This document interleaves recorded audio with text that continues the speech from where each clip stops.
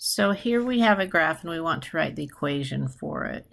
You will be given this, it's not written here, but sine of x is a, and then sine omega x minus phi plus b.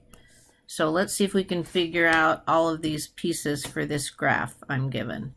The first thing I always do is look for the baseline, and I'm going to mark it here, the line that goes through the middle that it oscillates about.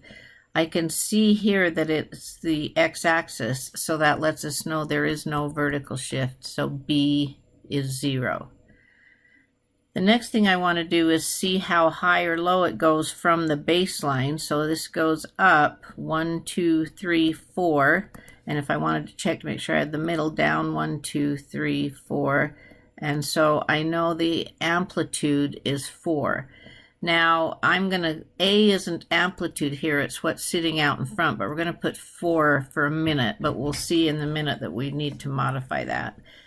So after I get the amplitude on there, then I'm ready to determine the omega, which is found by looking at what the period is. So to find the period, you need to pick a point on the graph and then see how far apart it is to get to a corresponding point. Maybe I'll just start here at 0.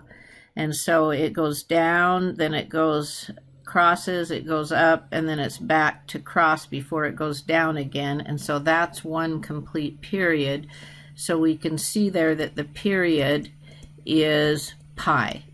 Well, the way you find the period normally is you take 2 pi and you divide it by this omega, and that would equal the period. So that's got to equal pi because we saw what the period was.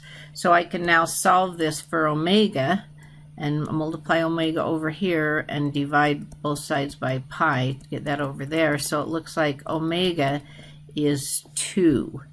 So omega is 2, and so I know there's a 2 in front of that x, so when I do 2 pi over omega, I get the correct period that's here. Okay, now I look to see if there's a phase shift, and this is a sine graph. Sine of 0 is 0. Oh, look, it is at 0. But then normally in a sine graph, after 0, it goes to its maximum, like this. And this doesn't do that. This instead goes to its minimum.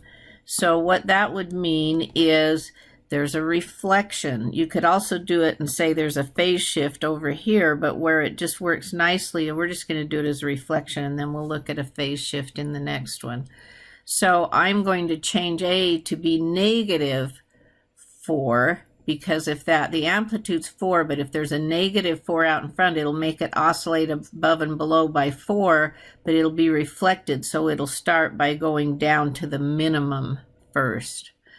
Okay, so now there's no phase shift then, just that reflection. So if I wrote this whole equation, it's out in front is negative 4, then it's sine omega was 2x. There was no phase shift, so that was 0, and there was no vertical shift, so that was 0. So this would be the equation of what we're seeing here on the graph.